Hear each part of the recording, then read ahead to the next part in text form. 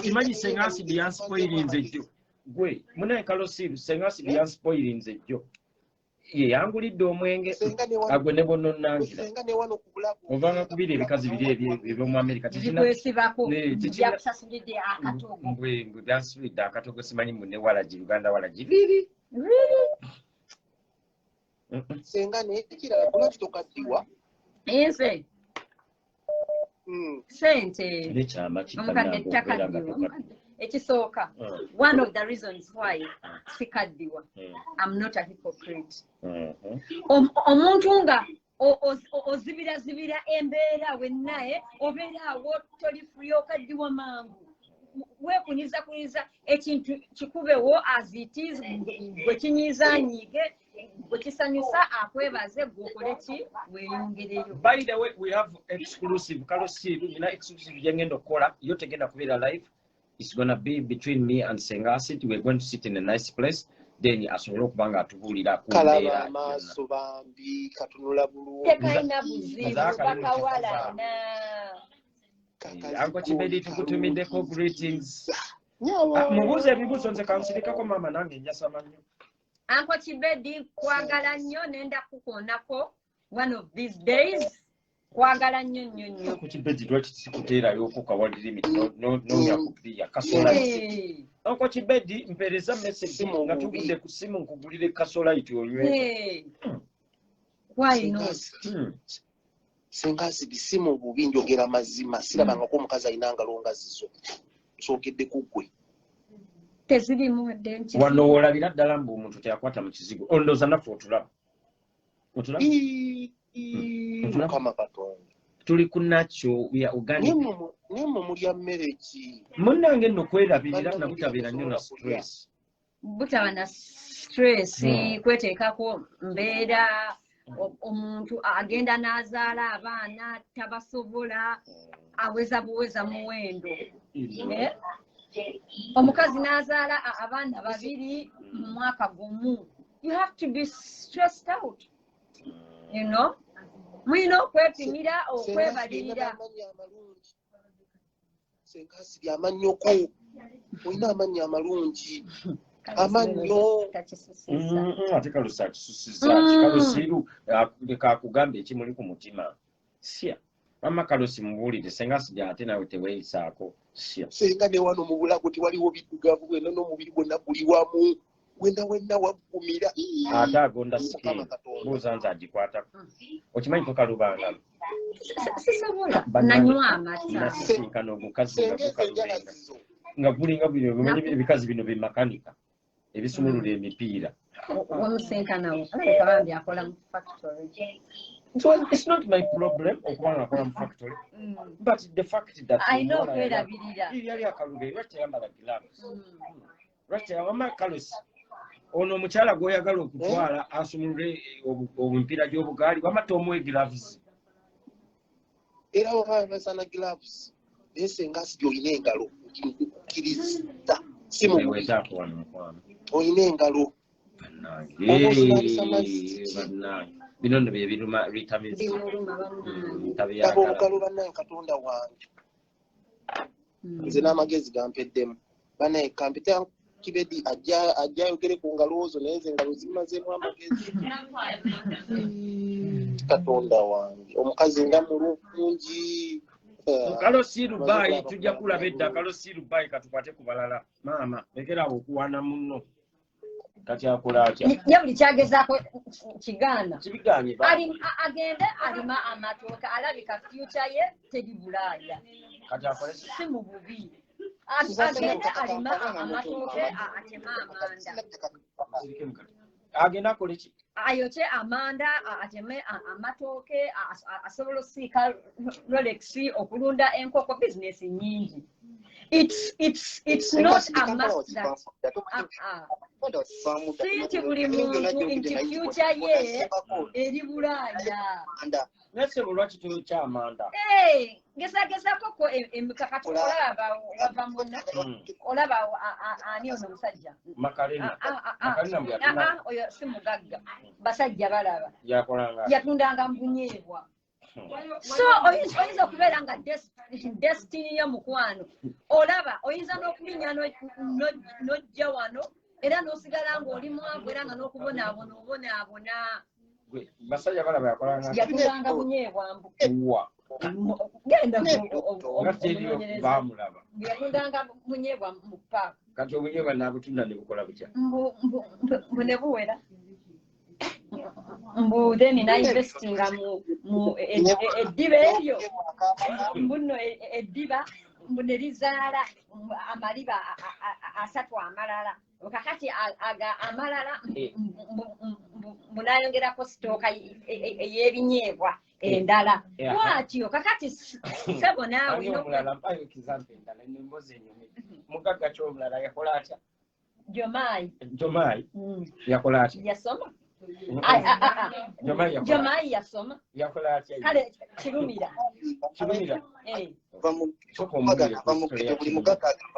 soko olindeko kukola lindako katono bansoke banyumize ku mboozi onotusonyiwa soko onyumize kirumira yakola atya kirumira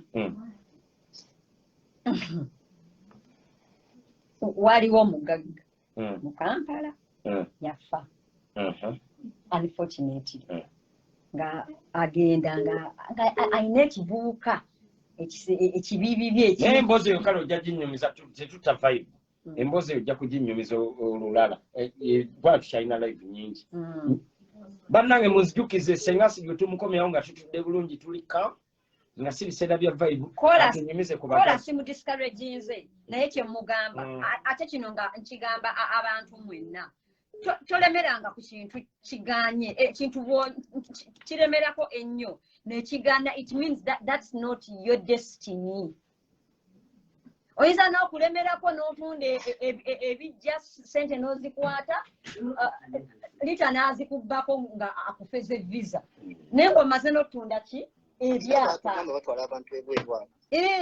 obadde okimanyi mbu lwita yawuggaalo lwita kagwakola naawe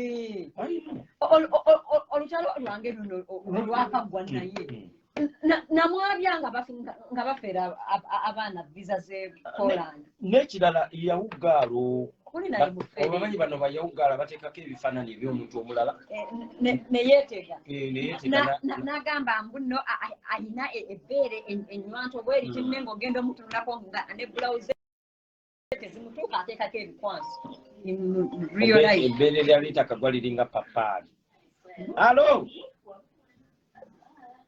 kasavu kanyama ddamu okube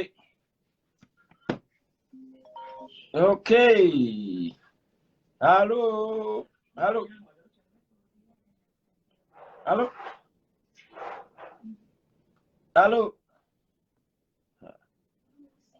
ali ku simu gamba alo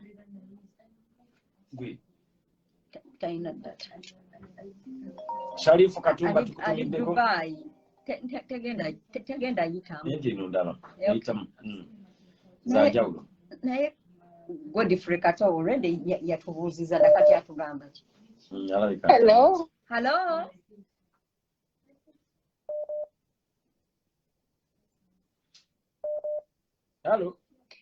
hello gyebaleko Sengasi kale mukwano nawe gyebaleko kale ebalekuma mutindo tugezaako mukwano bakuyitaani maama kati nkyakatembuuza oli mufumbo nze obadde oteesa otya mukwano just kubanga olabika bulungi olinga atazaalanga nako abaana nina era bali 3 naye ng'ekyobufumbo sisobola kugamba nti siri ate nti ndi kubanga ennaku zino Bill Gates ali single kati nyinza wano kugamba nti no ndi mufumbo Bill Gates akavidiyo ne kamutuuka settira katale okay webale tuweereza webale naawe tukubirako mukwano olina ekibuuzo ekirala alo hello yes hello wanje Richie Chechiro Richie. Alikiria muganda we Chechiriwo. Nze ndi bubi obulamu bugamba butataata. Obulamu bulungi ffe tweyagala tuli erese tuli balamu tetwali kiwaliwo ekikuluma sister. Amanya n'eddoboozi mukwano. Amanya n'eddoboozi nze MC Nesimu kuva Uganda. Oli wa kilabu ki ssebo? DJ waawa? Mbalala Western Uganda. Western Uganda gandi? Ndije saniwe n'ogamba ki? Ndije oli owa Kasala, owa Sema, owankai? Owa Mbalala. Mbalala nkai? Katete. Katete? Ali kumpi n'ewa. Yes. Ali kumpi n'ewa. Ali kumpi n'ewa. Twasemerera munongo okuwuliriza. Kale wandise owulidde n'ebikere nga bikaaba. Katete ebikere ebikaaba oba bantu? Abadde bantu bakaaba. Muva mu kibaala oba muli waka? Tetunabasimbula tugenda simbula ne bannavio ssaawa nga 6 awo obudde tebunatuuka. Muyinayo MC Nesimu tuweereze ku kamesegi tujja kukupromotinga otubulye ne kirabu mwokolera omubuza kirabu kimwokolera?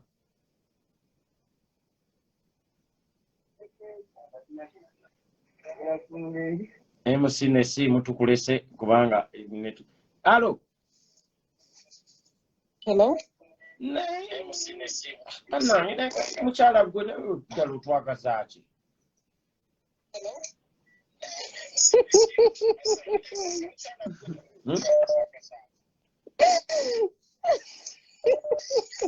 Kati oli waweeseka. Kale kankuleke kubanga tobyaga nedda nti kati oli wa real life ate toyagala kubeera real. Kati yogera kale maama mbere kati kinnyonnyonya kyekikuluma. Okay. Bannange mbadde njagala kuyomba. Wayagala kuyomba naani? Anti n'oli bwe waŋŋaanya oyomba naye kati ate awo simba sibitegeera. Real life ndeka nnyombe. Onooyomba edda. Maama katukwate Rasta omuyaaye. Rasta omuyaaye. Kwestole kyereke maani. Kiriya sisteri wuno yogerako naye wamma mubongeko. Anti ekitole kyetade mwana. Rasta do sisteri wuno kwali soko. Amanya n'eddoboozi Rasta. Ewanti tanzayo kenyini kawani kinayo oli kiriya. Okubiddewa naye. Salika kusomeremu yantegeera fiti mwana pozi gwe Sengane erinnya linkanzeemu sinnya lyo nga Kambwe kyekikuneewuunyiza nnyo. Erinnya lyo Kambwe Senga asidi gwe naye nga toteri kufaanana mwana. Kaakati mukwano Rasta okubye tugamba. Bonga kulasta nice. Be nice to Rasta. Anti mpulira bintu bya kubabongako boze nkubye kubabongako kubonga kuliki naawe kenyini kubongako kitegeera. Ye mukwano. Sina nnugu sinoonya mirimu nina wakama. Sagala kukulabirira mukadde. Rasta wakanyogulwa muzinga mekeze njayi sawa zino. Ekisala kyera katera obudde ate kateno gye tuli kati bwonna webudde kuba naakasalako ku beesi okitegeera. Wakanyogulwa muzinga meka Rasta. Ava kikuba bukubi kati naye kati ninawo wano ndowooza bugulamu kale kabikawera mu gulamu nga 3 si nnyingi nnyo kutegeera naye nga ndikiriya. Olina white widow, olina sikanka oba olina ttale?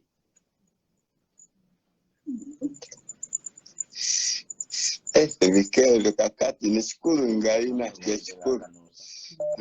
Rastabai last okubidwa akasanda Rastabai tuyanza nnyo. Just omulidde ng'akanuusiza ku live. Hello? Hello. Basibamuta. Wasiba Jagandi. N'ogamba ki?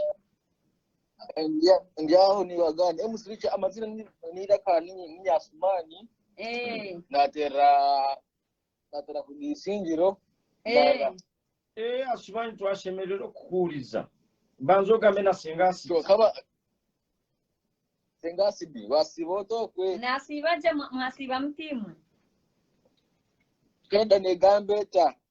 Kana de yaho mbwenu enough of chi.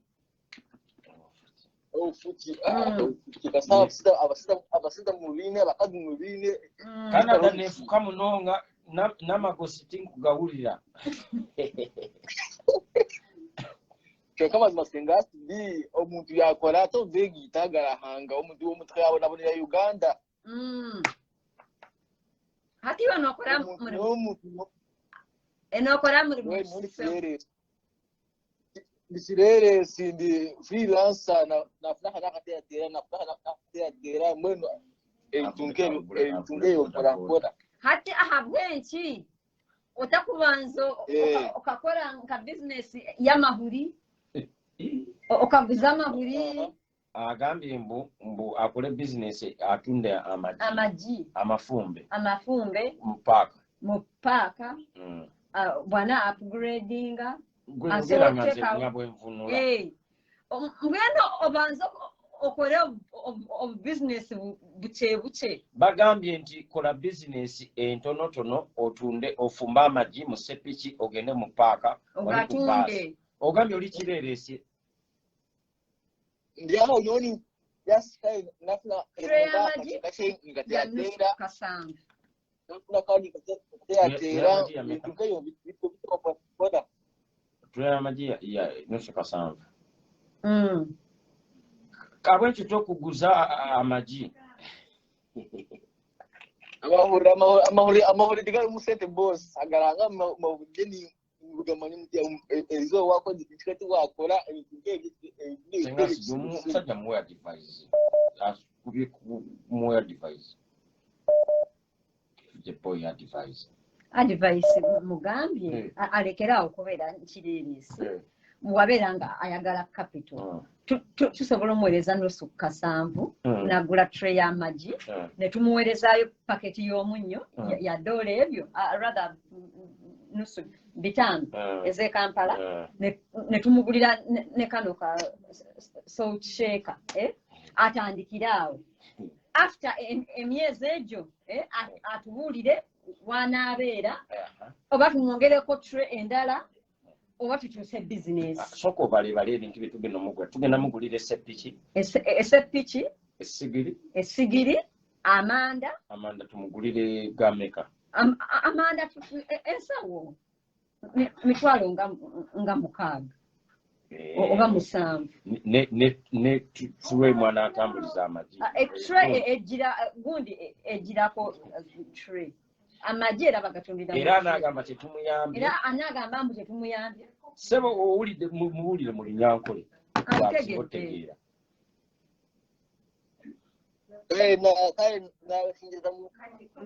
obandebaze bankolenta kuba nintwasa ino nasima busari kale oba tunde essimu eyo gyalina hat sebo agule ntonotono ate sente za data business y'amagi teyeetaaga na data olwedde tumaze okumubuulira tumuwadde advice kati atunde kati atwagaza kidata amwagaza akyasooka akole free advice we are consultants baayi gwe halo tukwate ono hola si oluda nawe nkulabyeko halo yes yes sebo tukuwulira Richie ono Kanyankole we Canada Kanyankore ndina kwemurgunya bana bawara bagamba waze Toronto choka wekwate ku asi abacyara bari wano ubona babadebe kweteze ensonga nzenzisi zamu Kanyankole nga sinakulaba bangambye nabuzera Kanyankole nembusa Kanyankole ayajja n'atulaga kamera Kanyankole nga sinakulabako ate kati wekwate ku asidi muri yo mu cyaro mu kifo cyo kujyamo uraba abana jeto usubira mubeerawa tubura wa Kanyankole obeera mubuza muri yo mu bya ajati Maria musia eri mu kyalo Kanyankole esebo tubera makamu abacyara bari wano babade bagara kora MC Richie bateze buri kimwe cyonna cyokoriyeyo Kanyankole mujja kumvumisa abantu ba people power hands kyagala kubesembereza eyo accent usiye yevumisa bulijjo nti nkolagana n'abantu kata accent ki fe turi mu kintu ate katania ori kwatachimanyi Kanyankole byavumisa ni mumvumisa n'abantu baloza ni munyampi Kanyankole mwa bali mu kintu Kanyankole na nyimira baide labadde duddo kumulaba kansake kwire kola solda ola solda jangu ku life kanda be kamulabi wano Kanyankole yajja tekawezera nagambi bali poso wange banna ola simbadde kuisa ku video atisibula embeera mbonabadde mbagambye mbu leero ngenda kukola shift y'olwaleero wabula asesa atatumanyi ola si nedda jangu ku video ono ku gundi soko koleki ogireki upgrading Facebook yo then ya bwekigaana deni okuddemu okuwe Kanyankole oyo Kanyankole ayagala ki abeera nno ne bali mu kintu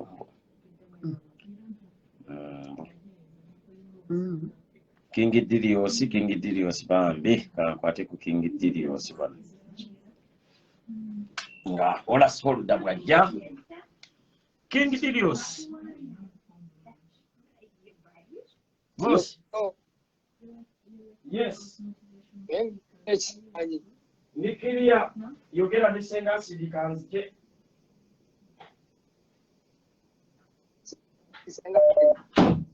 wanji mukwano ogamba otya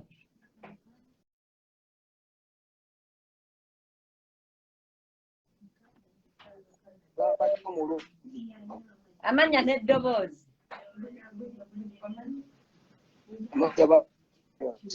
osinzidde wa mukwano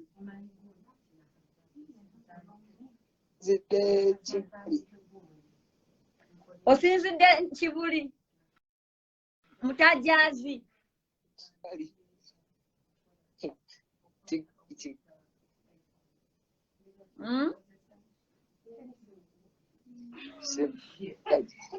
mukwano network yo nfu tetukuwulira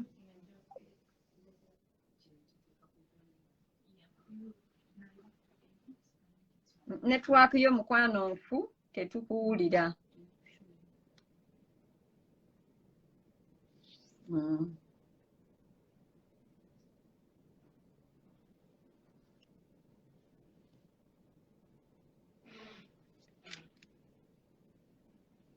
tetukuwulira Holas yes ogamba otya mukwano sina tabu gamba Kisenga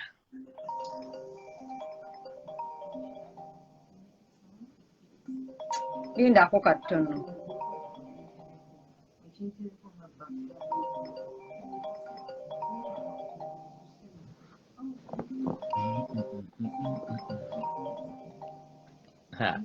linirava otandise toninze nakumala ddakiika ontandikiddewo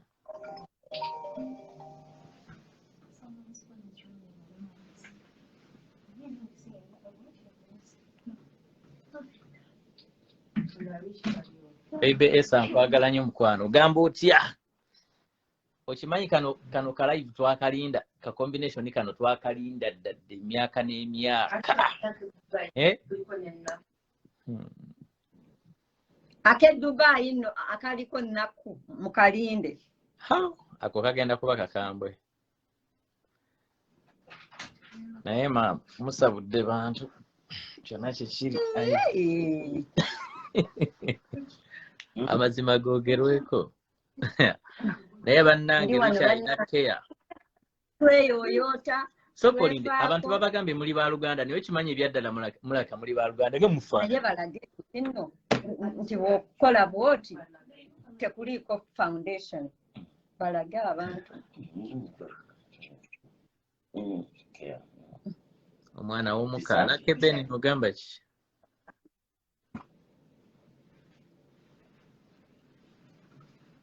Holasi. Wanki. Oli otya? Holasi wankyawa. Nedda ogamba oti Hajat Mariam kutumidde nga ati nga nkukyawa ntya Senga gwe wasirika Senga nawe wankyawa. Twali nno wali oyagala nkolenga ntya? Twali nno bakyali ne kyali naye ate twakolanga biki kati gwe lwaki onganye nakukyawa? Mbukati nzuke ngambe Holasi ono aliridde awali ekamukubira oli otya munnange Holasi kyogamba mbadde nkubuuzaako oli otya kyogamba bw'onkubira ovaako ki? Bw'onkubira ovaako ki? Bwe nkubira nfunamu ki? Anti kati ffenna twekyawa naye obanga ng'akigambye nti Holasi nsanyuse nnyo okulabako ogamba otya muganda wange Holasi Olda nze nsinze eno combination ya real life boss. Combination ya real life boss ne first lady twagirinda ddaffe nga abasupporters oba abantu bakulu. Ate nno munnange nyengo oli otya? Tetunaba tukyali kukigula twagala mutumanyire then tujje tusumulukuke. Nze nga ndabira ddala tulina tusumbwa nga tuli abantu babiri mu luumu. Nze nga ndabira ddala ekintu kyasaguse dda bannange. Gano gakyali mabaka. Twetaaga nga tewali watusumbuwa one on one. Wanyina ebibuuzo byange byenjagala omubuuza. Naye kati jjukira tubeera n'abagenyi tubeera neki kati we going to beat two against 10,000 si kyekyo. Tubayisemu eggaali abantu bakuma okutumanyira. Olaba ne Holasi we yatuwagira. Nze mbawagira nga mukoleebyemmwe nga siriiwo naye muli bakambwe. Mwayisiza mu bantu eggaali. Okimanyi nafeesezza kadrinka abantu bannange munakonoonye muneekuyigisa vibe ya Senga eggulo. Senga watekakasa ono gwolaba Holasi munywi ako kamala ne katamiiza naye kawoomerera kalinga ddagala lya kifuba naye kakola bulungi nnyo mu lubuto. Tekapana. Kati abantu balikomeninga Senga ng'omala okulya you have to take one shot. Togamba eggulo tewalina kyokozeseza kavaibu nga kabadde clear nnyo bannange. Nze tewandabye nga ndi credible. Nage credible gundi okujjako ne Moweti gwe yeegulidde namugambye nnywa Moweti yadde ayagala gula Azulu ne mugamba Azulu tomugula Azulu kuvaako. Abajja kuvaako. Okimanyi wadde oyagala gula Azulu. Abadde ojja kuvaako Azulu. Oli tekira. Singa kati tobitegeera. Naye nga nze ebyaddala nasanyuse osobola ate awo totuukawo. Neefukira. Ndabayo nga olaba Richie neyeefukira yenna neyeebamba kuva okola tuwa eno tuwa gye wakoze y'amaanyi nnyo kuba kati ngaffe aba real life etugasa kulanga first lady waali ku kido. Okitegeera ndabye abaana alina abaana balungi bansanyukidde. Baana they're very bright. Obamanyi abaana banteeka ku nninga court seat. Kati nabalabye era nejjo wandabye natambuddeko n'omu Amine tuvugavugamu very nice n'omuto omanyi ono Nakaweri. Omanyi omuto olwakuba yagambye first abalala yafundwanya yeraliikirira baani which is okay. tujja mulaba newe netestinga nenesanga nga nina olubuto nakukubira nabiwulidde era na komenti zaabwe kuba temwandabye ne ŋŋamba namukubira nemugamba Richie netestinze nga nina olubuto gwe okimanyi n'oli mukwano gwo oli naye yasooka agamba nti oli omulala irabira oli Canada nga gwe tannakugamba namba tumuneesiga nno n'ebyama byammwe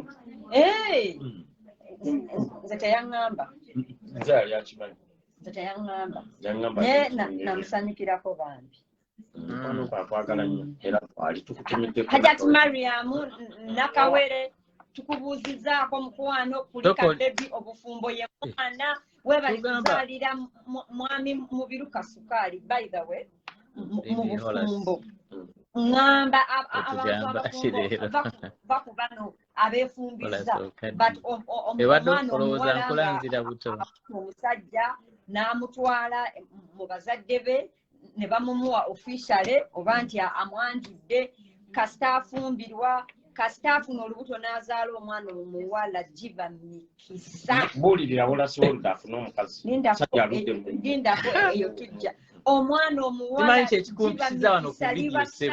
giba mirembe mu maka era Eve Mukoya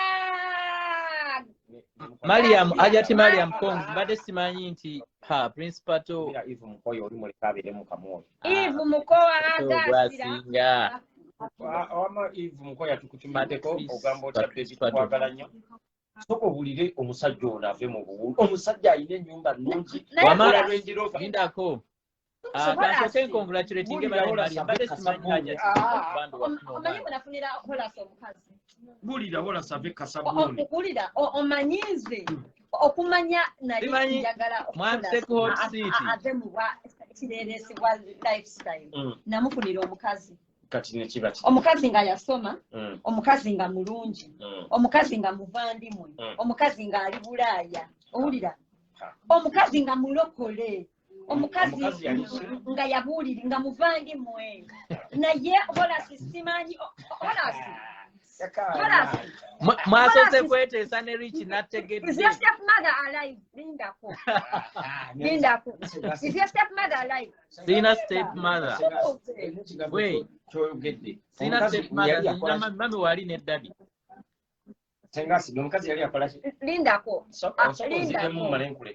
yali yakola ki omukazi yabuulirirwa nga yasoma nga muvandimwe nga teyeeyerusa owulira ng'ali Bulaaya nga ali Fatayiro nga mulokole okumanya Holasi is your stepmother alive sina stepmother gyali just tomumanyi taliyo mami wange mulamu ne taata gyali just era kwata oyagala kubyekwasa lwaki weekwasa kyogamba kati mbuki Senga ate teyafumbirwa embaga tewagiraba yawasa tewagiraba ye yawasa tewagiraba Holasi wamalamu amaanyi sagala kwogera bingi eri abantu abatali wano Senga tewagiraba nange nja kuwasa gwe sina mukyala Holasi linda yange kati nenda kuwa kaadi kwata taatawo nedda nnyabo muze ebbali omugambe daddy money to money do you have a side hen ayinza obeera nga ayinayo stepmother wo ng'omukazi oyo akuloga tayina kuba Holasi oli musajja mulungi teweekwasa olaba Holasi musajja mulungi alabika bulungi mugamba ave kasabuni ate Holasi akola alabika bulungi Holasi ate Senga olaba nze Holasi Senga teyansalindako Holasi Senga teyansanga nga nakowa Ssekiganda alimu oluzina ono nange ndolaba oluzina mwero ono omusajja naawe alimu oluzina gwe mulabi omusajja yenna olinga n'amazzi olinga n'ejjajjaawe wenna wafudde kireereesi okuganya okuwasa ono Senga simanyi mandese motfit bakunkomerera batumbavu mwe ekivandimwe ekyo kyomufunira kyamubba nange kambyogere ekyo ekivandimwe kyomufunira kyamubba nekimugoba ne kakati uliriza Richie buuza Senga acid nti kyekyatuukawo kuba oli almost alinga muganda we kyekyatuukawo buulira kuba wali oyogera olaba ekivandimwe kyalisabiriza nnyo sente tosala bigambo nja kufulumya hoteri ulira omukyala yaŋŋamba Holasi musajja mulungi era nga bwe nkugambye ali presentable Holasi ali presentable naye Holasi alinga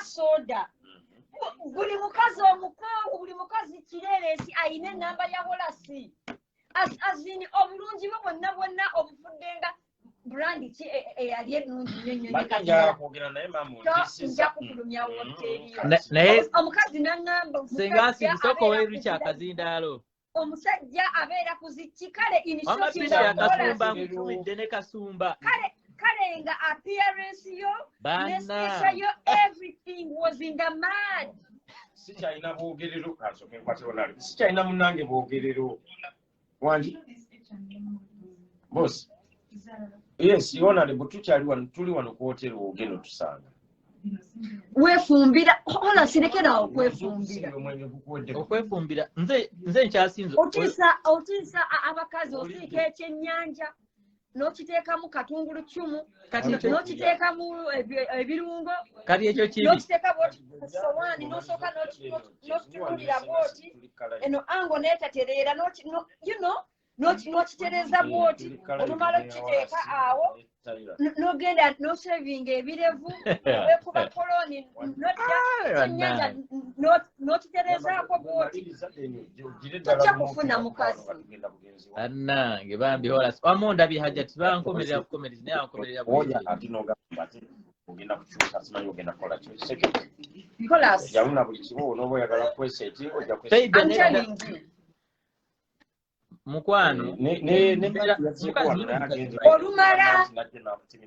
olumala okusiika ekyennyanja n'okiteeka bwoti ku dining n'okwata kamera n'oteekamu bwoti filter n'opozinga nakyo neweekuba selfie olumala okukola bwoti n'okiteeka ku TikTok abakazi ab'obuvunaanyizibwa ebyo tebabyagala awo nalebo gundi sorry Honorable Mami abadde kati ulira ompadde njikiriza njogere tonfulumya mami olaba olasoloda mutima olasoloda naye olasoloda naye wakisusa era nakugamba wakisusa lwaki wagula apron ate ndi mufumbi oyagala nfumbire muki naye era mu nyumba yo n'ogula apron okimanyi nze nakuyigiriza ofumba Richie lwaki oyagala obufumbo obadde okimanyi nti olasoloda ayina n'ekigundi kino kyebakwata ng'ojjayo tray kino kyebambala okimanyi kino ekintu kyebambala okumanya Holasi tasobola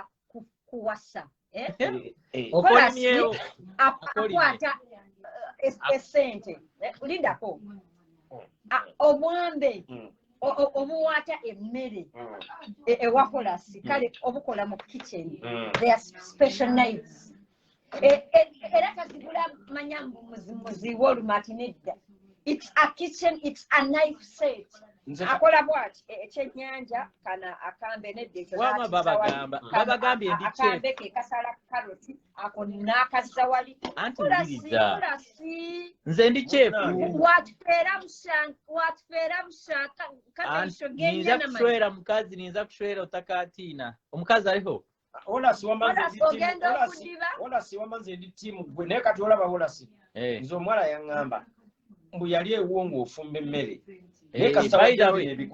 omukazi Diana Mutoni nabafumbira emmere Diana Mutoni namufumbira emmere teyagamba nti yajja nembawa kake awo Holasi wabafumbira ne gundi ani ne Krina omuwala nga agenda ku beach oyo n'emikwano gye egimu waliyo kodoza ka gathering bannange agenda otuuka eri nga Holasi gyali baali kyebamiitingangako agenda otuuka eri nga bulijjo boogera naye nga tamumiitingangako agenda jjukira Holasi musajja mulungi. By the way, he's a gentleman. Ayogera bulungi n'abakazi. Ali very respectful. I'm not sure oba si mukodo naye kyemmanyi ali respectful bulungi. Ali respecting abakyala. Omusajja si mukodo. Kati olaba bino sitera nnyo kubyogera. Olaba buli wengende Uganda. Simusaba sikola ki naye ngamba Richie oli Uganda manyi embeera ya Uganda ananyiga y'ekikumi. Nga simusabye. Ate n'ekirala. Tasobola kubeera mukodo. Kuwolereza. Yogera Senga asidi leero wemale angamba Uganda ayina embeera ya Uganda ngimanyi nantera walayi nga simunyize nako wulira kakati olumala omuwala ali omanyi Sweden ina ebikazi ebikowu bingi nnyo biringa bya London bingi omuwala kakati of course nga muli omuwala nga preparing as in kale nga ina muli a picture of Holase wali soko mu meeting you know yasoka kakati amubampingamu nenga Holase alina buli kikazi ekikulu ekyesweden nga kirina wa namba ye nga kimubuuza nga kimuhaginga nga kimukwata kireko nga kimukwata aha kati Richie soko gambe kati Senga sidi soko olinde olunaku lwe nasooka okusinkana Holasi nze ndi mutu wa 2017 nga sina na mpapula manya nga sina naye Holasi oliriza Richie byakugamba lindako sabo oli mu kooti tetunakuwa lukusa lwewozaako tukusomera misango okay kati omukazi nga